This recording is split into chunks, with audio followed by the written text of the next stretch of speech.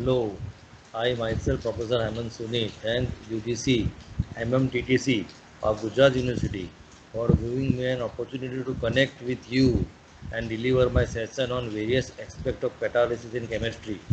I thank Professor Dr. Jagdish Joshi, Professor and Director of UGC MMTTC, Dr. Dilip Basawa, Course Coordinator of Gujarat University. They are running this teacher training center at Gujarat University in a very effective way. MMTT6GU is ranked as 15 in India and number 1 in Gujarat. It is a pioneer of created history by organizing different online refresher courses, and then also they organize frequently the annual refresher program in English language teaching, that is called ARPIT. In 2019 to 2020, there were a record break participants. The number were 9,000. So this is the first of its kind online annual refresher program in English. That is English language teaching, with a record break of 3,500 participants in the year 2021. And these centers are also doing many activity for the training of teachers. Okay, with this I start uh, today's lecture uh, in various aspects of catalysis. Just wait. I am sharing my screen here.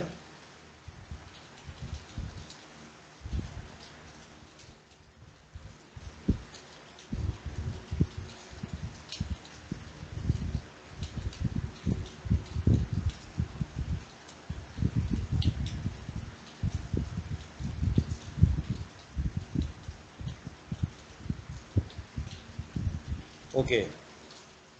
So in chemistry, you studied the concept of catalysis and how catalysts work in a chemical reactions.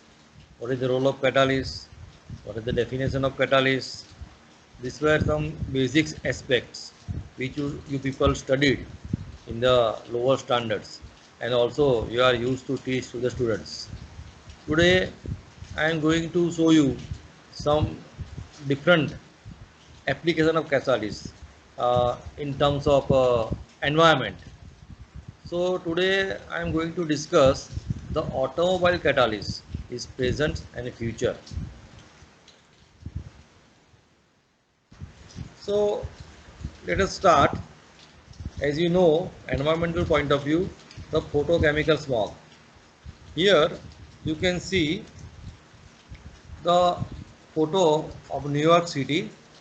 You can see in the right side the clear city, and on the left side of this slide the city with a smog. The conditions in modern cities is conducive to the formation of smog, sunlight, hydrocarbon, nitrogen oxides and particulates. Particularly how these photochemical smogs are formed. So smog word is coming from smog plus fog. It is a group of NOx, SOx, hydrocarbon and other molecules like ozone and PAN formed by the reactions in the atmosphere, especially photochemical reactions.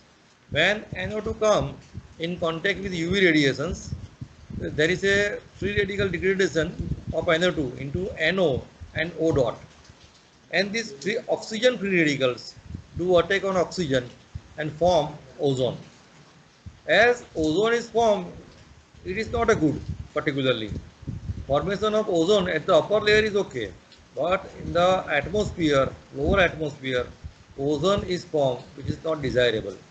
This O dot is also attack on hydrocarbon molecules and it oxidize it, forming the aldehydes. And also the ozone can also react at the lower level of atmosphere to the hydrocarbons and form aldehydes. These hydrocarbons, oxygen and nitrogen combine and form the lacrimatory substance like PAN. Also, these free radicals, NO2 dot free radical, reacted with PAN molecules and form the peroxides. Here even you can see the hole in the ozone layer. This is the picture available on the websites. This is the view of 1998 Antarctic stratospheric ozone hole. Which you can see the ozone hole in the purple color. Taken from this picture was taken from a satellite. It extends to an area of over about 26 million square kilometers, an area larger than North America. Now, what is the NOx effect? As we know, the NOx directly affects the ozone layer and is responsible for the ozone layer depletions. The precious ozone layer is catalytically destroyed in a cycle involving oxides of nitrogen of natural origin or injected directly into the stratosphere by fuel exhaust from the high-flying aircraft as first proposed by the Johnson. So, particularly NO react with ozone and form hydrogen O2. It is called degradation of ozone into NO2 and oxygen. These oxygen free radicals again reacted with NO2 and form NO and O2. So net reaction is the decomposition.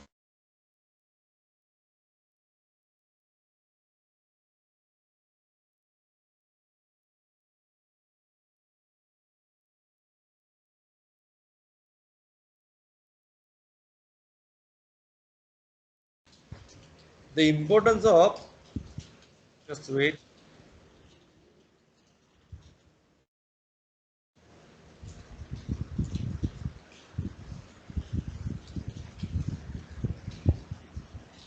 Yes.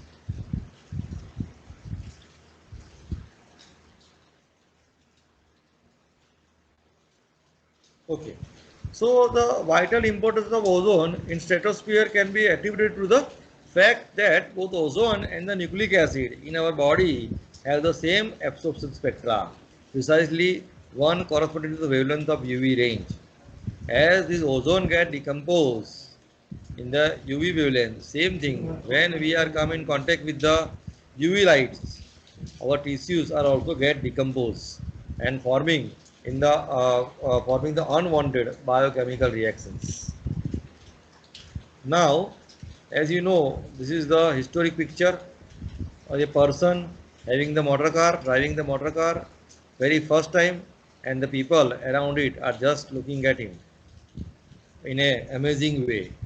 So it was the first motor car of the world, and now you can see millions of cars driving in the and around the city, and these all motor cars have this exhaust, and this exhaust is a root cause for environmental pollutions. And not only this, these two, this can you can see this is the harmless silencer, but some gas like methane are continuously coming out from it. So one reason for automobile pollution is the burning of the petrol and emissions from this auto exhaust. Most vehicle transportation relies on the combustion of gasoline, diesel and jet fuels with the attendant emissions of carbon monoxide, hydrocarbons, nitrogen oxides and fine particulates. Okay. So government started to take legislative measures to curb these environmental pollutions. So ensuring good quality air is essential for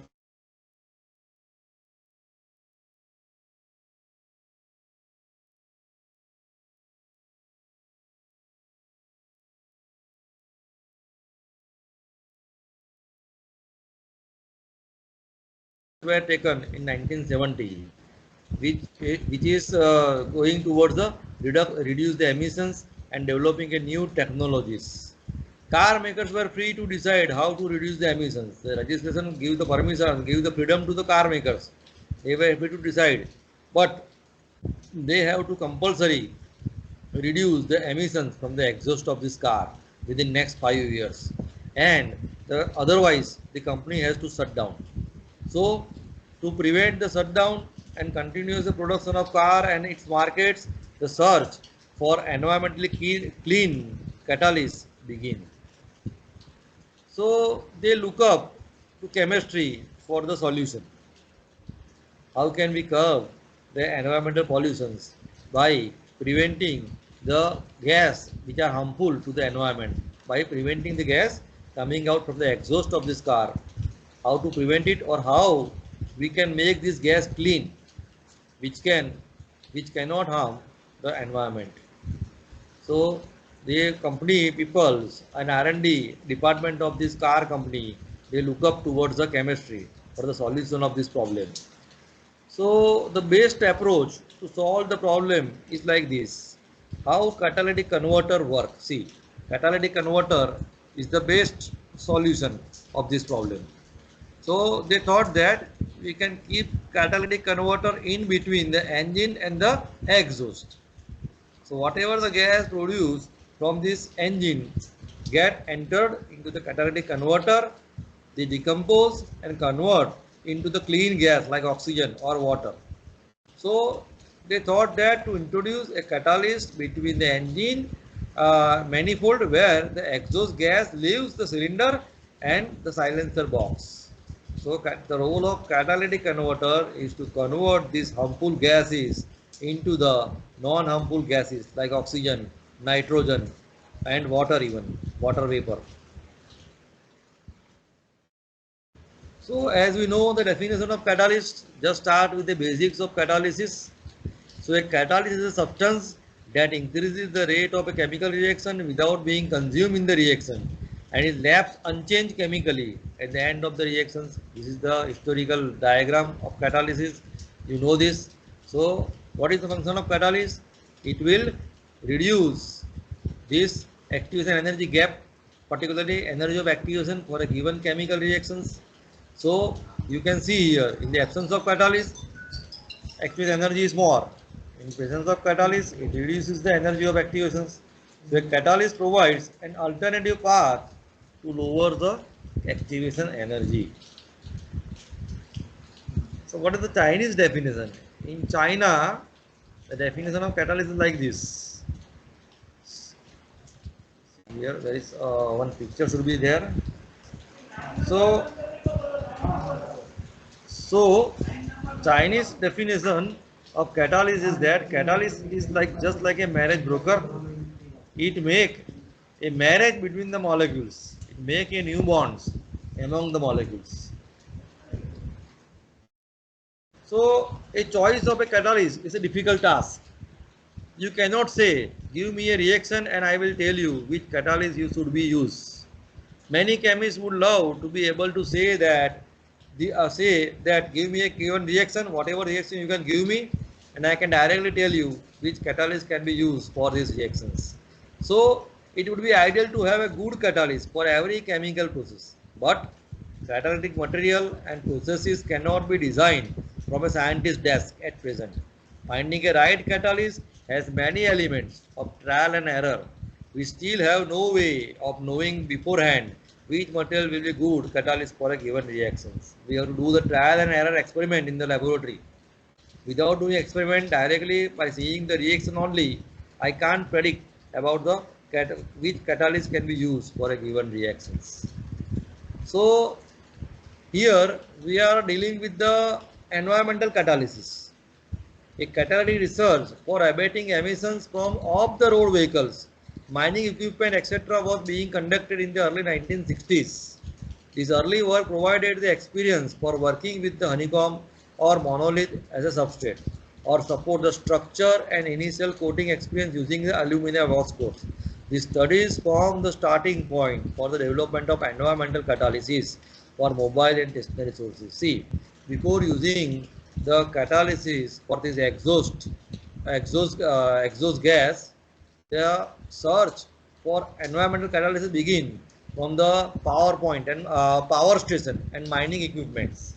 And this search were begin in 1960s.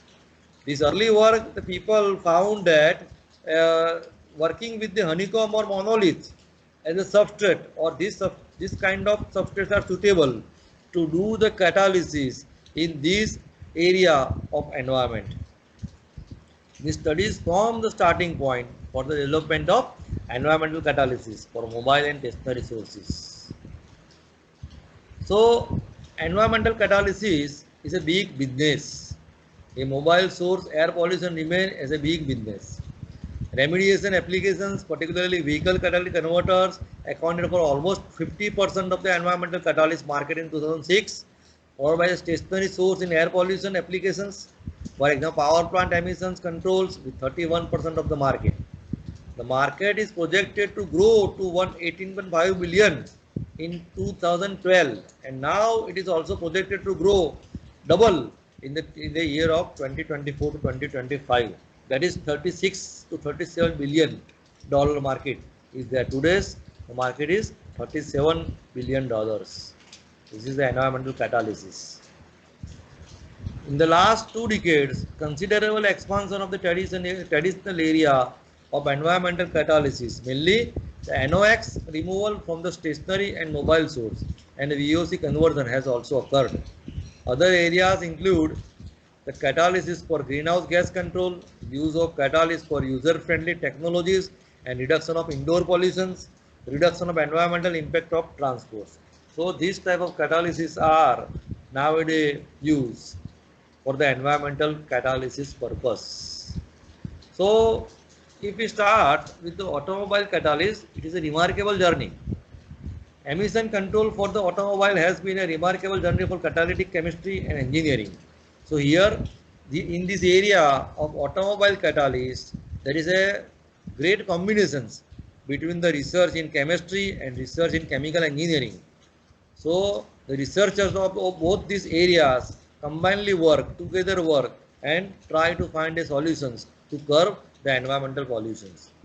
Prior to the 70s, catalysts were used in very defined and controlled operations for the production of petrochemicals, fuels from petroleum, synthesis of bulk chemicals, and pharmaceuticals.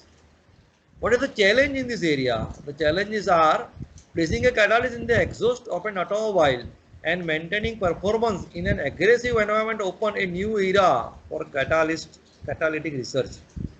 A spatial constraint means in a limited area, in a limited space, we have to fix this box. Variable operating conditions within this limited box area, we have to apply different operating conditions. I will show you in the next slides. Maintaining mass flow and exhaust temperature is also a challenge. Were also a challenge for the chemists and engineers also. So chemistry offered the solutions of this problem. What was the solution of this problem? The solution is called catalytic converter. So what is the chemistry behind this catalytic converters? So chemists knew from the beginning that two of the pollutants, carbon monoxide and hydrocarbon, could be removed by oxidation using a number of novel metal catalysts like platinum. You can see here the reactions. Carbon monoxide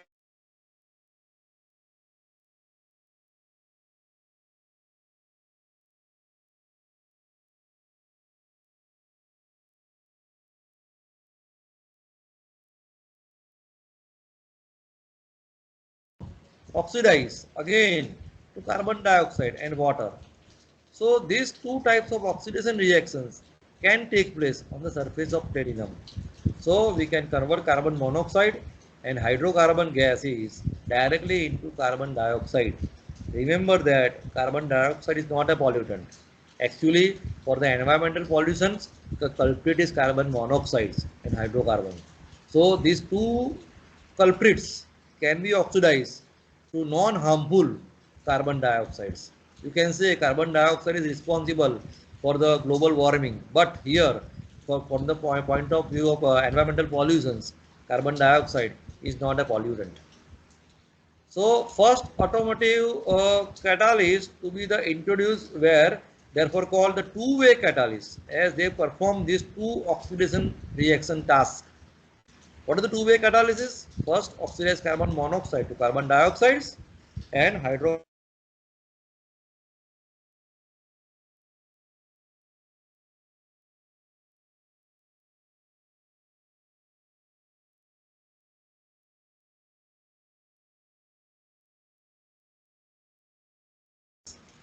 In 1970, 75, a wide range of catalytic materials were tested.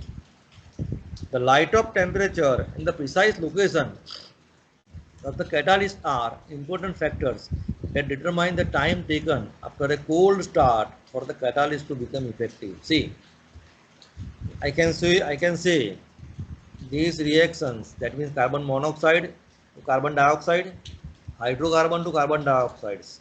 These are the oxidation reactions. So I require immediate actions of catalysis. That is, when this gas pass on the surface of this platinum metal, immediately this gas should be converted into carbon dioxides. This is called light of temperature, and precise location of the catalyst are important. So I cannot say once some gas are passed and catalyst become warm and then activated. Immediately the catalyst should activate and it should oxidize these harmful gases into non-harmful carbon dioxide. That is, once I kick my two-wheeler or I start my car, immediately the catalyst present in the box should activate, and immediately when gasoline start burning, whatever the gas are formed should be converted into carbon dioxides without any waiting time or waiting periods. And this was very difficult.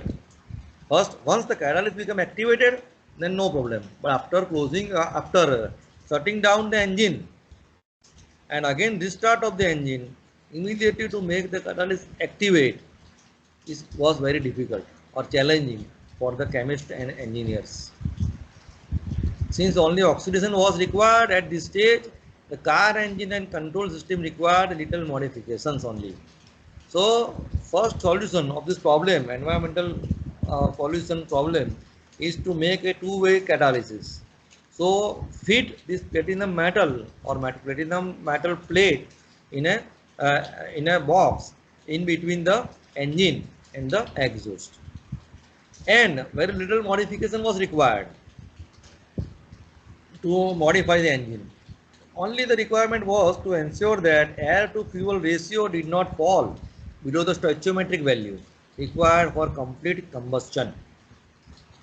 See, that means we have to maintain air to fuel ratio. Sufficient amount of air should be available to burn the fuel completely into carbon dioxide. Whatever the carbon monoxide left or whatever the unburned gasoline left should be taken care by this catalytic converter to convert them again into carbon dioxides. So air to fuel maintenance of the air to fuel ratio is very important. Now there is a bigger challenge than this. Soon it became clear that NO pollution need to be treated. Up to these slides, we have not mentioned about the NO pollutions. Catalytic removal of NO presented much more difficult challenge as it undergoes oxidation to NO2 and N2O4. These gases are also pollutant and this is undesirable. Now the problem is to bring about a simultaneous oxidation of carbon monoxide and Sc to CO2 and H2O and reduction of NOx to N2. See, I can convert NOx to N2. I can convert carbon monoxide to carbon dioxide, hydrocarbon to carbon dioxide. These are called oxidations. Now simultaneous reduction of NOx to N2 is also required. I cannot oxidize NOx because NOx oxidized to NO2 and N2O4, which are the harmful gas, not desirable. So I require simultaneous oxidation as well as reduction reactions on the surface of a given catalytic metals. So we require a redox reactions. This is a bigger challenge. So I want to oxidize CO and Sc to CO2 and water, and I want to reduce NOx to N2. This is a very big challenge. Now again, further look at the chemistry. The most effective measure of treatment was found to be to promote the reaction of CO, which is always present in excess over NOx. See, we have to first focus on the carbon monoxide to oxidize it, because the amount of carbon monoxide in the pollutant gas is much more than the amount of NOx present. But some small amount of NOx is still present. These reactions can be catalyzed by platinum, PD or rhodium. But rhodium is by far the most effective. As a result, it becomes and remains an essential component of automotive catalysis. People found that out of these three metals, rhodium is much more effective. So, how to feed this rhodium into automobile engine was the questions. Even though it is considered more expensive than platinum, but if we have a rhodium, then we can have address both these challenges, that is oxidation as well as reduction. You can see here NO gas and CO gas simultaneously or parallelly converted into N2 gas and CO2 gas on the surface of rhodium. That is redox catalysis taking place if rhodium is present. So now from two-way we are shifted toward the three-way catalysis. The automatic catalyst now facilitate three reactions and so is called three-way catalysis. You can see here hydrocarbon is oxidized to CO2 and water oxidation, carbon monoxide oxidized to carbon dioxide oxidation still, and this carbon dioxide and nitrogen oxide NO convert into N2 and CO2 gas. It is reductions, and this all the three reactions can take place parallelly on the surface of RH. Now, if I have a platinum as a catalyst, as you saw in the previous slides, so what is the role of platinum? When a hot hydrocarbon and oxygen molecules in the exhaust encounter a platinum particle in the honeycomb, now what's happened? I will prefer to have a platinum particles instead of platinum plate. So I will make the platinum colloidal solution of the platinum, and I will have a layer of these colloids of platinum on the surface of honeycomb structures. And I will show you in the next slide what is honeycomb structures. So inner layer of the honeycomb structures is the colloid of platinum particles. So when these hydrocarbon and oxygen come in contact with the platinum particles on the surface of that, they dissociate into molecular fragments. These fragments then recombine to form water and carbon dioxide molecules, which then return to the exhaust gas. Because of this rearrangement, the exhaust gas leaving the honeycomb is almost hydrocarbon free because they decompose into carbon dioxide and water. So overall, platinum reduces the energy barrier and activates the energy that impedes the conversion of this initial molecule into the final molecules. So we can say that platinum acts as a true catalyst for this purpose. Now what is the role of rhodium? Rhodium's job is somewhat different than platinum. When nitrogen oxide molecules in the hot exhaust gas, see, you may have a question. You can ask me how this catalytic reaction started on the surface of this metal, because it requires some initial energy to start the reactions. As you know, when the gas are exhausting from the engine, they themselves are hot in themselves. So this hot gas, this hotness of the gas provide the sufficient temperature to start these chemical reactions or chemical decompositions on the surface of these rhodium particles.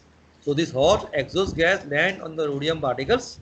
They dissociate into nitrogen and oxygen atoms on the rhodium surface. These atoms then recombine into ordinary nitrogen and oxygen molecules, which soon leave the particles. Moreover, rhodium favors the reaction between carbon monoxide and nitrogen oxides, which is not observed while utilizing platinum and palladium as a catalyst. The three-way catalytic converter is the current three-way converter is a multi-component system. So what is the component of this three-way catalytic converter? It is a consist of ceramic monolith of cordierite. Is ceramic in nature, monolith, cordierite, was coat enclosed in a stainless steel cylinder body of 13 cm diameter and 13 cm length. It is shown in this picture. So here black box, you can see this black box besides this silencers engine exhaust silencer. This black box is a catalytic converter. Inside this black box you can see here there are small pipes, and this small pipes or cylinder, the inner part of it is gloss or have a coating of honeycomb.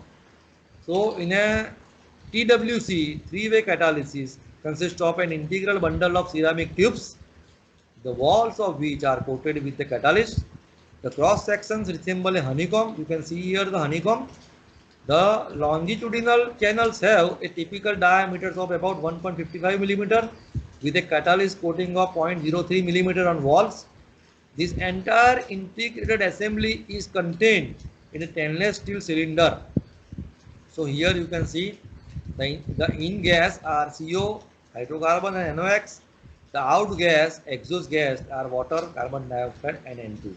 So you can say that this honeycomb or monolith honeycomb is a true way environmental catalyst. So you can see the actual picture, the channels of this honeycomb of the three-way catalysis. The catalyst is usually dispersed in a slurry of high area alumina, gamma alumina it is called. Sometimes ferric oxides or alumina mixture is preferred. The gamma alumina maintains the high area of the metal which supports, but the added presence of CeO2 not only stabilize the alumina but also provides the twin advantage of releasing and mopping up the oxygen under the redox conditions. Now you can see here the cross sections of monolithic catalyst support. The typical wascode consists of 1 to 2 grams of platinum and 0.2 gram of rhodium supported on high surface area gamma alumina. You can see here. So these hot gases, when passed through these wascodes, they themselves decompose into the clean gases like water vapor, carbon dioxide and nitrogen gas. Now here, to make this catalyst work effectively, as I told you in the previous slides, air to fuel ratio is very important and very critical. Here in this diagram you can see the emission level of three major pollutant challenges as a function of air to fuel ratio. You can see here operation risk air conditions and operation lean conditions, and in between these two curves this is the desired area where the catalyst work and we will have the correct function of catalyst. In order to achieve a good conversion of all the three-way, very precise control of air to fuel ratio is required. You can see here the 14.5 air to fuel ratio to 14.8 particularly is desired to functions this catalyst very well and very effective to make a maximum conversion of input gas into the output harmless gases. The quantity of each pollutant varies with the air to fuel ratio made by the gamma. See, whatever the air supply received by the engine is critical to burn the gasoline in the engine. If air supply is less, then there is a unburned some residue left in the engine which are responsible for the creation of hydrocarbons and carbon monoxides. So sufficient quantity of air must be available to burn the gas. If the lambda value is less than 1, reduction of NOx is favored, but oxidation of CO and HC is not favored on the surface of catalyst. If lambda is more than 1, oxidation of CO and hydrocarbon is favored, but the reduction of NOx is not favored. You can see here in the previous slide, you can see this catalyst, that is lambda rich operations and lambda lean operations. So the engine management, in the engine management system, that is we require an engine management system, electronic circuit which can maintain this lambda value and control the system is much more critical than catalyst itself. So we will have an electronic circuitry in the engine such that which automatically maintain the lambda values. The need for precise control of the air to fuel ratio necessitated the changes in design of the car and the introduction of the engine management system. Special sensor governed electronic control system has been developed which adjusts the oxygen content to keep as is close to stoichiometric as possible, strictly to maintain the lambda. The front sensor, you can see here the lambda sensors, monitor the engine mixtures and report back to the EECV which then adjusts the mixture accordingly. So this is the electronic part of the engine. The CATs work best when the mixture varies between the weak to reach every few seconds. So it continuously maintains this lambda value. These sensors continuously maintain the lambda value such that the catalytic converter works effectively. So the most lambda sensors are not used to adjust the engine mixture but simply to identify the performance of the catalyst converter, whether working it induced or not. So you can see here the arrow shows that it the air to fuel ratio is automatically maintained and is controlled by electronic circuits. So if air is less sucked by the engine, this sensor sense it and make the proper supply of the air available to combust the gasoline.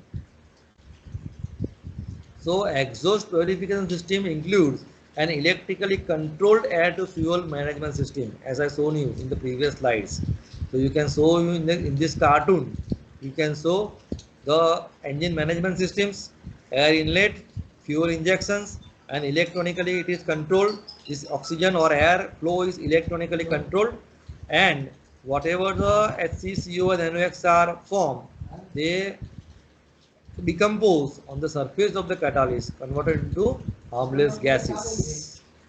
So what is the further challenges in this area? The automatic catalyst operates in an environment which is constantly changing. Whatever the catalyst is operate, see, by continuously changing the lambda value, the content of the exhaust gas in the mixtures is suddenly changes. Sometimes depend upon the supply of air, sometimes the value of hydrocarbon is more, sometimes the value of hydrocarbon will be less. So this content will be continuously changed. So sudden rapid accelerations, it is called fuel rich conditions, and deceleration, oxygen rich conditions, drip the lambda value from unity for a short time until engine management system respond it to adjust it. So legislative specification is now so tight, even this momentary loss of effectiveness is restricted. This lambda value must be constantly maintained such that the catalyst work effectively. Again, chemistry come to rescue, that is the development of additives. CeO2 plays a very significant role in maintaining the air to fuel ratio, which oscillate in rich and lean conditions. So ceria is particularly useful to maintain to air to fuel ratio. When operating rich, there is a need to provide a small amount of oxygen to consume the unreacted CO and SC. An O2 storage component is incorporated in the catalyst, which is CO2, which liberates the adsorbed O2 during the air to fuel perturbations. So in rich conditions, we will have a CO2 reacted with carbon monoxide, it converted to Ce2O3, and lean conditions, the Ce2O3 again take up the oxygen and again convert into ceria. So this is the benefit of ceria. It maintains the oxygen level. When oxygen required, it converted into Ce2O3, and by this way providing the oxygen for carbon monoxide to convert into carbon dioxide. Under the oxygen lean conditions, whatever the Ce2O3 is available, it again decomposes into ceria, releasing the oxygens. Another benefit of ceria is that it catalyzes the reactions of carbon monoxide and hydrocarbon with water in rich mode, which is CO or SC plus water. You can see hydrogen and carbon dioxides.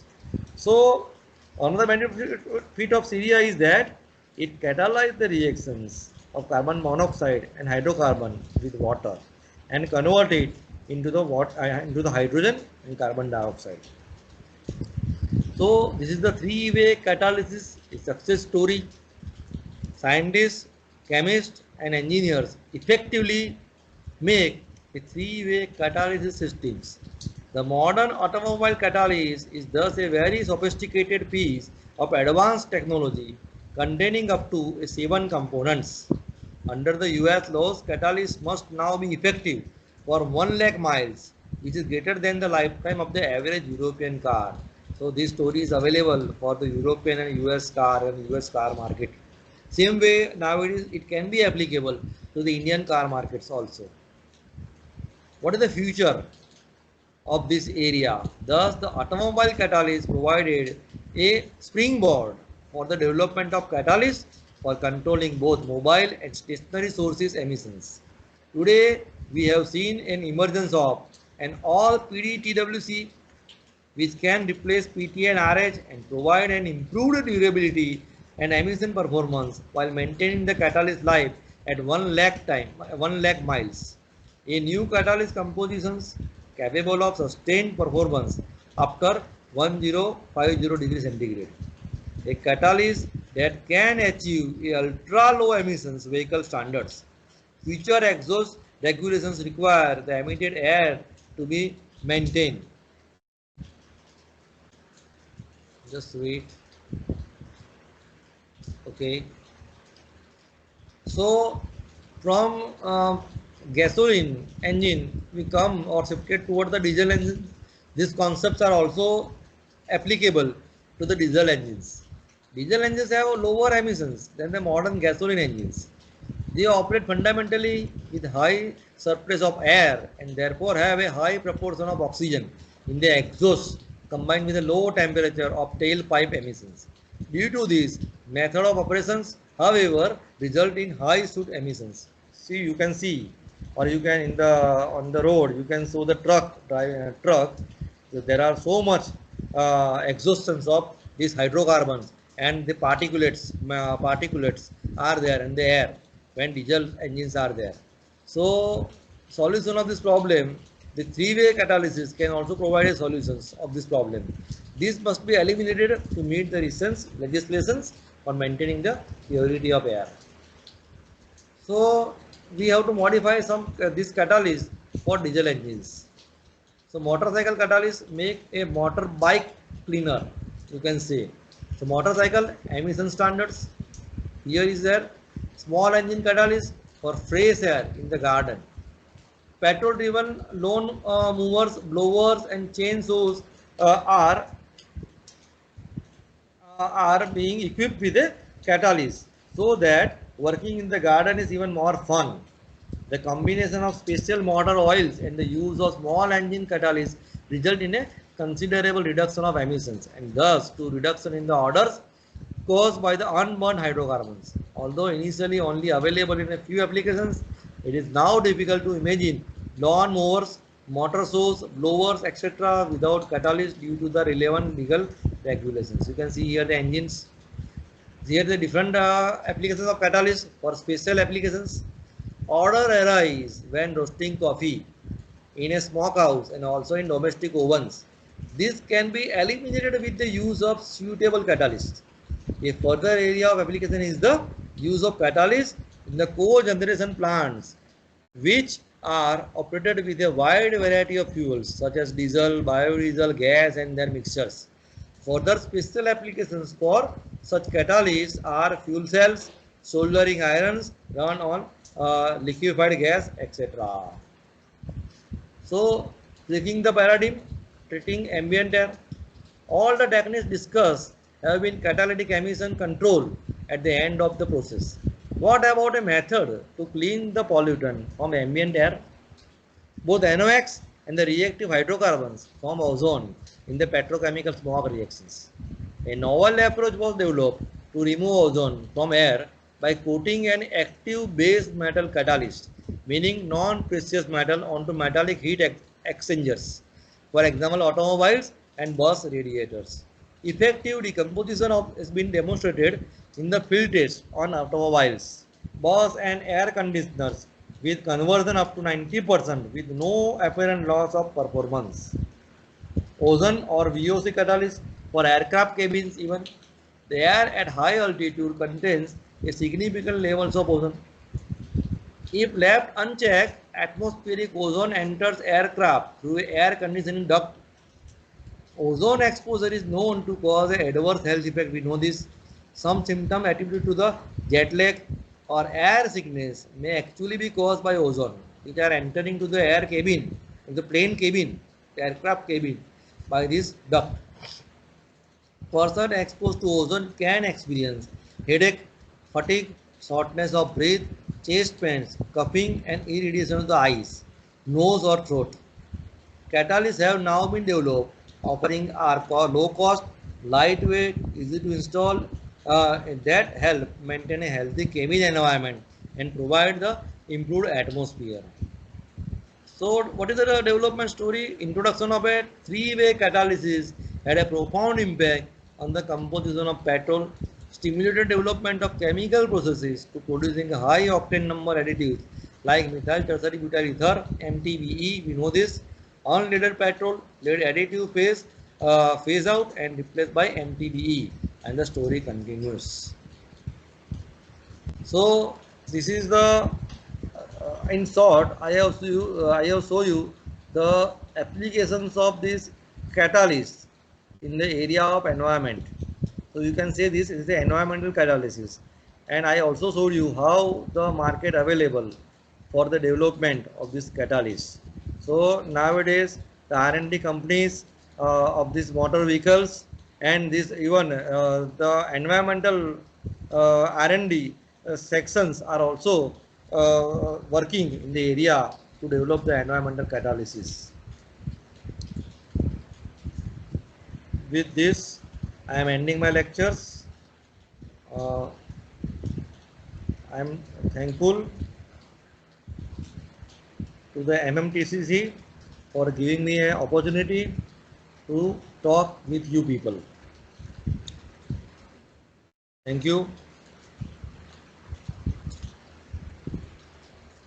If you have any questions, then you can ask me or you can send me the questions through email or through the given link.